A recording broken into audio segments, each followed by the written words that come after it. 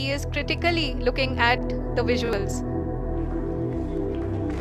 जी हाँ, आप अपनी स्क्रीन पे देख सकते हैं। India has done it. India has made space history. India has become the first nation. The first to land on the moon's south pole. Chandrayaan 3 has landed on the moon. সমস্ত ভারতবাসীর দীর্ঘ প্রতীক্ষার অবসান ঘটল 23শে আগস্ট। সেই দিনটি এসে গেছে যেই দিনটির জন্য প্রত্যেক ভারতবাসী অধীর আগ্রহে অপেক্ষা করেছিল যে চন্দ্রযান 3 কবে চাঁদে পৌঁছাবে। সারা ভারতবর্ষ এই মুহূর্তে জয় জয়কার ধ্বনিতে কেঁপে উঠেছে। সমস্ত ভারতবাসীর মুখে সফলতার হাসি ফুটে উঠেছে, কারণ এর আগে দুবার ফেল হয়ে যাওয়ার পর 3 নম্বর প্রচেষ্টা সফল হয়েছে। এই প্রথমবার ভারত চাঁদের মাটিতে পা রেখেছে।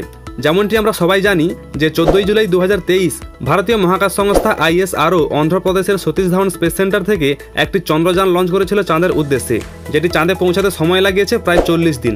23শে আগস্ট সেই দিনটি এসে গেছে যেই দিনটিতে চন্দ্রযান 3 সফলভাবে চাঁদের মাটিতে ল্যান্ড করে ফেলেছে, যা সমস্ত ভারতবাসীর কাছে খুবই গর্বের বিষয়। কারণ ইসরোর বৈজ্ঞানিকরা যা করে দেখিয়েছেন অন্য কোনো দেশ তা করে দেখাতে পারেনি।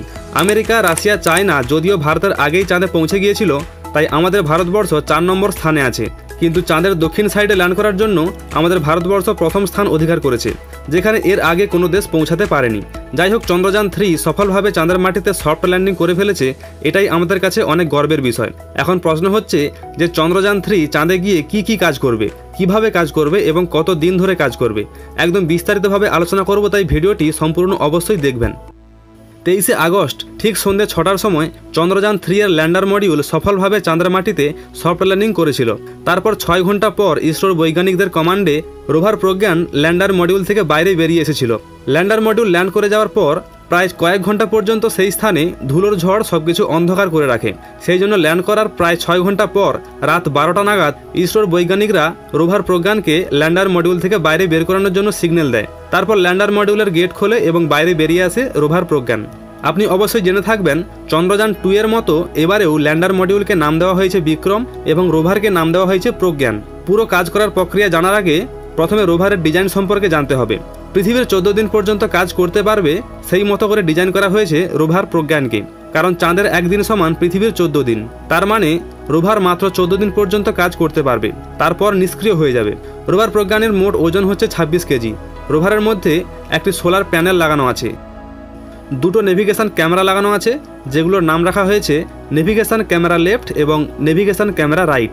এই ক্যামেরা দুটোকেই আমরা ইসরোর বৈজ্ঞানিকদের বা রোভার প্রজ্ঞানের চোখ বলতে পারি।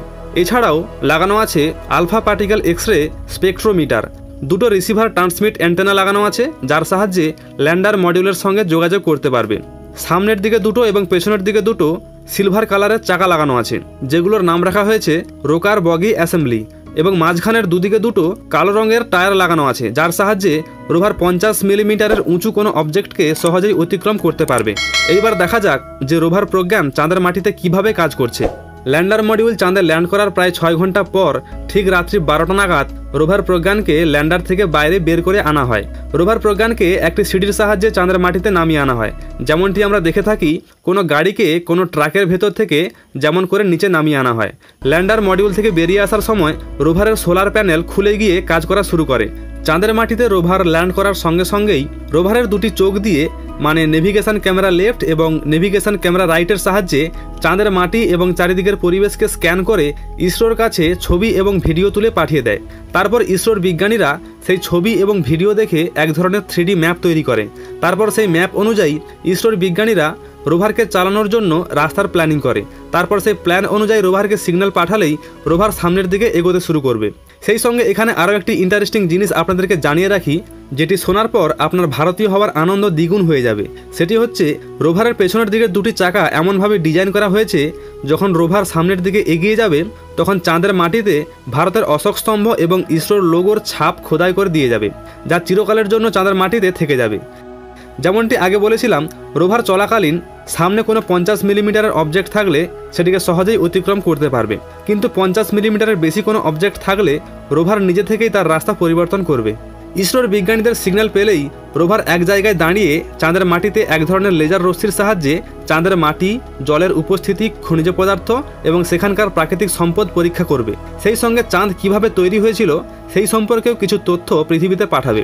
রোভারের সঙ্গে আরও অনেক ধরনের যন্ত্রপাতি লাগানো আছে, যেগুলোর মধ্যে একটি হচ্ছে সিসমোমিটার, যার সাহায্যে চাঁদের ভূমিকম্প মাপা হবে। ইসরোর বিজ্ঞানীরা এই সমস্ত পরীক্ষা নিরীক্ষা করে চাঁদের তাপমাত্রা এবং সেখানকার জলবায়ু কেমন সেই সম্পর্কে জানতে পারবে।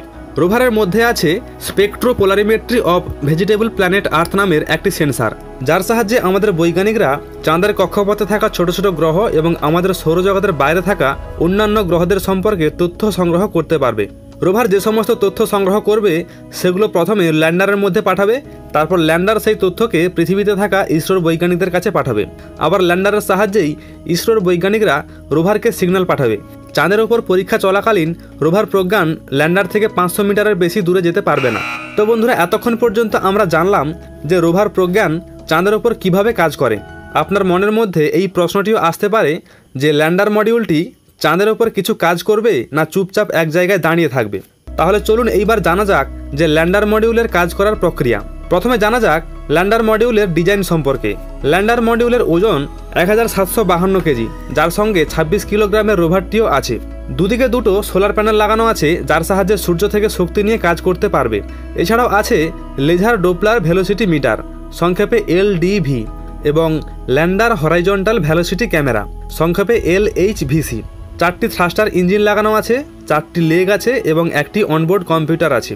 এগুলি কিভাবে কাজ করে তা আগের একটি ভিডিওতে, মানে চন্দ্রযান 3 চাঁদে কিভাবে ল্যান্ড করবে সেই ভিডিওতে বলেছিলাম, তাই এই ভিডিওতে সেগুলো দ্বিতীয়বার বলে আপনাকে আর বোর করব না। এখন সেই সমস্ত যন্ত্রগুলো সম্পর্কে বলবো যেগুলো চাঁদের মাটিতে দাঁড়িয়ে থাকা অবস্থায় কাজ করবে।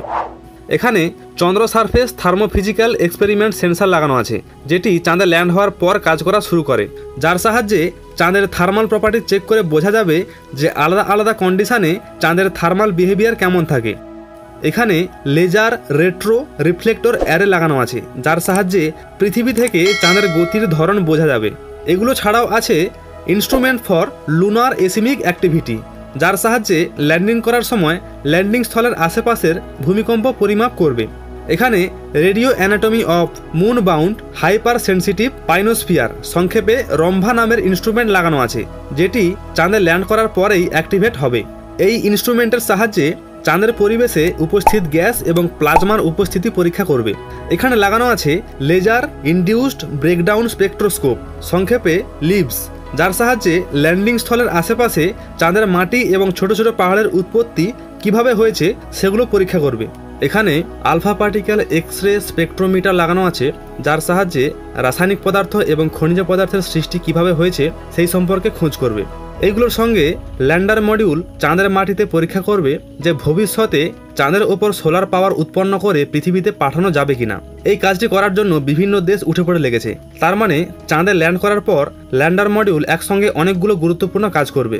ভিডিও শেষ করার আগে আপনাদের আরও একটি গুরুত্বপূর্ণ ইনফরমেশন জানিয়ে রাখি।